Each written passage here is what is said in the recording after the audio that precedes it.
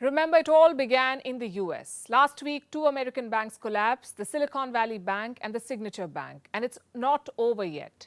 One more American bank could be on the brink. It's called the First Republic Bank. It is based in San Francisco. It is worth almost $6 billion. The bank has around 6,300 employees and several high-profile customers. But First Republic may not have enough money.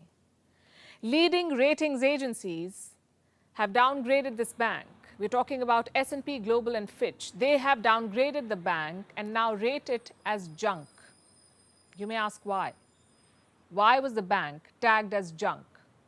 Same reason as before. Ratings agencies feel the bank could face a cash crunch, that depositors would want to pull their money out and the bank may not have enough to give them. Which is exactly what happened at the Silicon Valley Bank. There was a bank run. Depositors rushed to withdraw cash. The bank was not liquid enough, meaning it did not have enough free cash. That's because the deposits were tied up in government bonds and their value had decreased. With First Republic, we could see a repeat of this. Experts are flashing the same warning signs again. First Republic stock price has fluctuated in the past week. At one point, it was down by over 60%. Reports say First Republic is now looking at its options. It could try to raise cash to improve liquidity. It could even look to sell the bank. And these are extreme measures. They give an indication of how much trouble the bank could be in. And this may not be a unique case. First Republic Bank is not the first canary in the mine, but there are canaries that are now feed up, and those include things like Silicon Valley Bank, Signature Bank, and lots of worry about Credit Suisse, a storied financial institution. Let me rephrase what he's saying. There are many banks in trouble, some more than the others. We've already told you about Credit Suisse. So who else is in trouble? Credit ratings agency Moody's has released a list. It includes Western Alliance Bank Corp, Intrust Financial Corp, UMB Financial Corp, Zions Bank Corp, and Comerica Inc. All these banks are said to be unhealthy. What is their problem? Uninsured deposits of customers and unrealized losses, meaning potential losses. They're still on the books of these banks. And this is just one list. The crisis could be bigger than it appears right now. And I'll tell you why I say this. American banks recently made some filings, and this is what they show. Major banks have taken some serious losses. I have some numbers. 160 major American banks have lost at least $206 billion. These are banks with more than $5 billion in assets.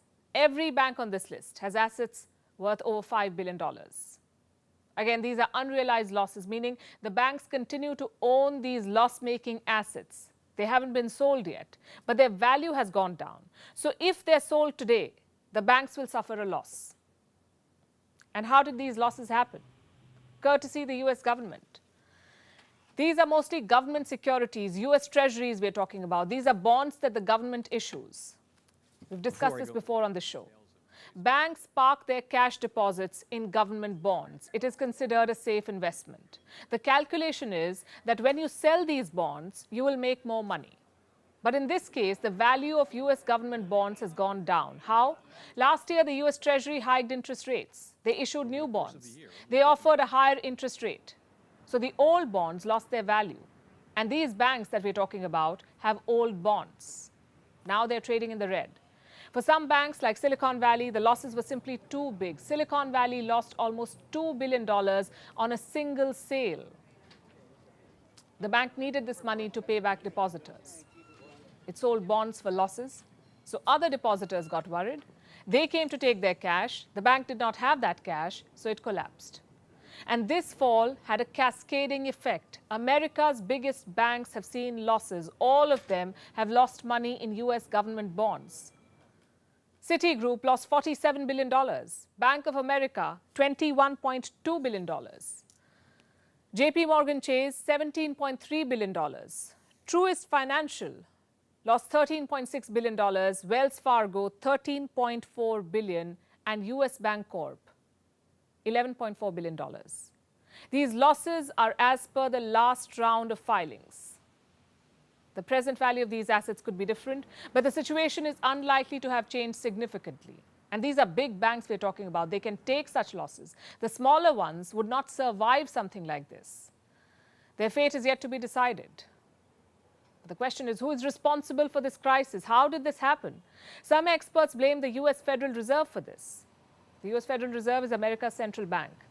They say the U.S. Fed has cracked the financial system. The Fed is in a tough position.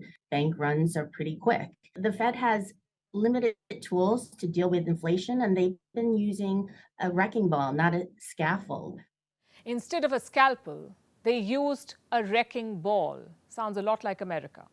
And now they're suffering and making the world suffer with them.